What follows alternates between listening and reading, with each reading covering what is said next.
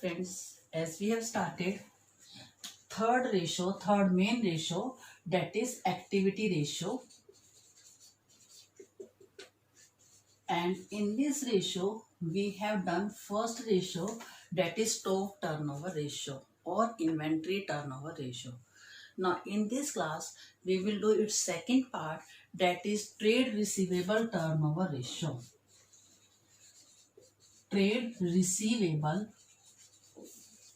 turnover ratio.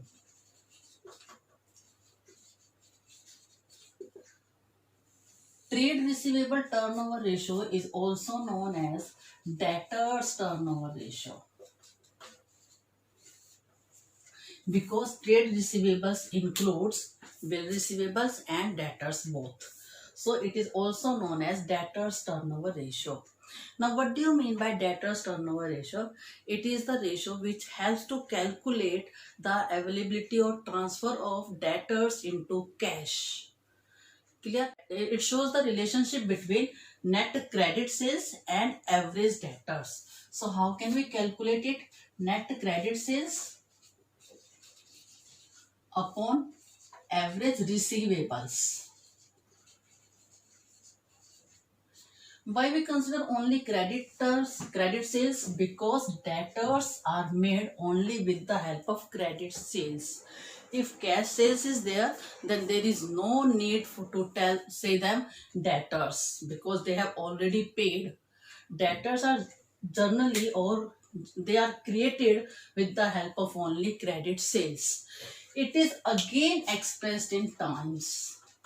Higher the times, higher the answer, which shows the efficiency of the company. Clear? Now I want to tell you about the some supporting formulas related to this. Net credit sales. How can we calculate net credit sales?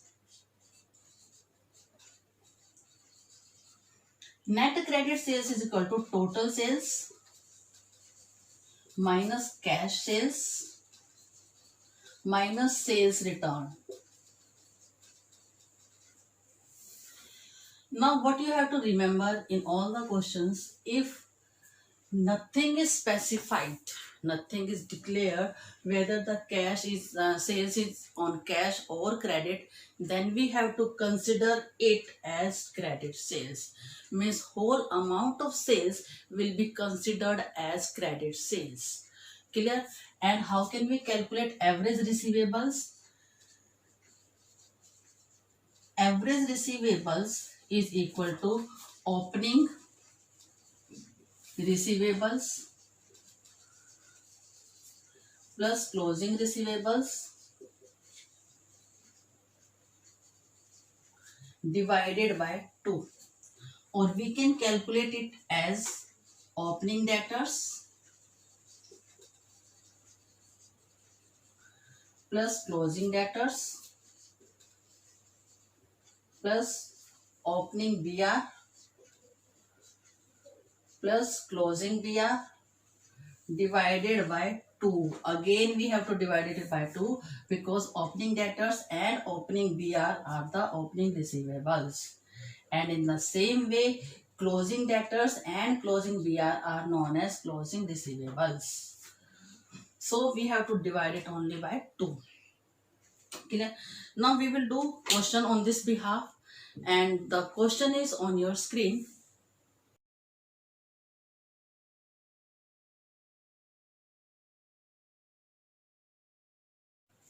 So from this problem, we have to calculate debtors turnover ratio or trade receivables turnover ratio. First of all, we have to write the formula: credit sales upon average receivables. Now we have to calculate first of all credit sales.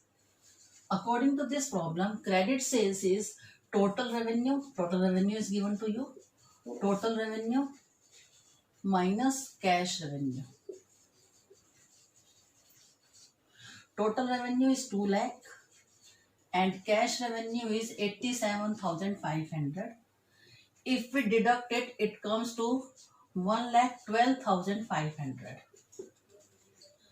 Now we have to calculate average receivables. We know that average receivables are is equal to opening receivables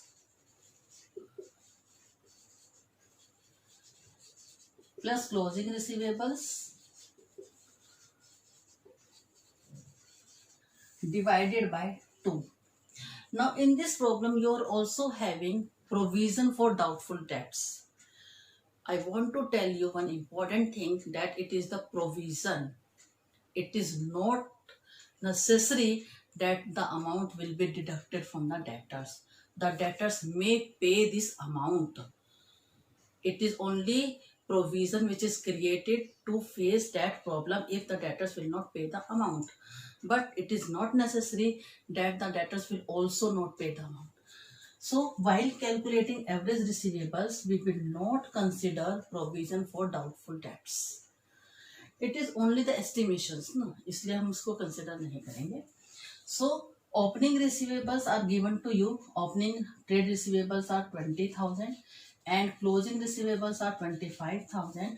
Divided by 2, it comes to 22,500. Now trade receivable turnover ratio, TTR, that is equal to credit sales 112,500 divided by 22,500. Again it comes to 5 times. Higher the times shows higher the efficiency of the business organization. So in this way we can calculate trade receivable turnover ratio. We are also including one more point in this topic, that is debtors collection period or average collection period. In this we are just calculating the amount or ratio कि हमारा कितना credit sales हुआ, कितना मिला, कितने times वो है.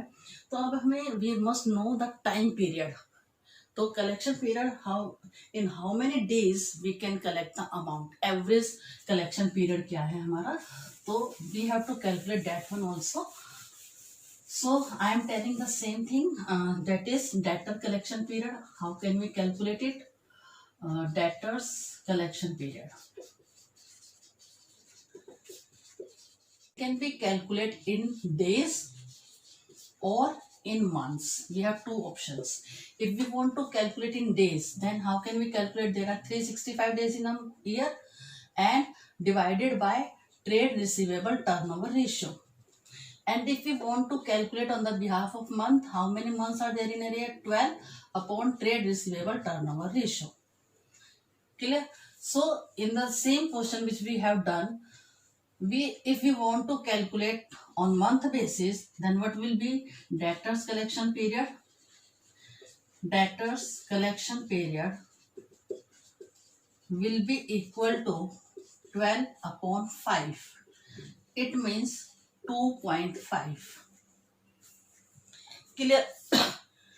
And if we want 2.5 months, and if we want to convert into days, 365 divided by 5, it comes to 73 days. It means the company is able to get amount from debtors in 2.5 months, or we can say in 73 days. 2.5 months means 60 plus 5. Okay? In the same way 73 days. It shows the amount of working capital, amount received, which helps in calculating the working capital. So this ratio is completed. In next class we will do creditors turnover ratio. Till then, be safe.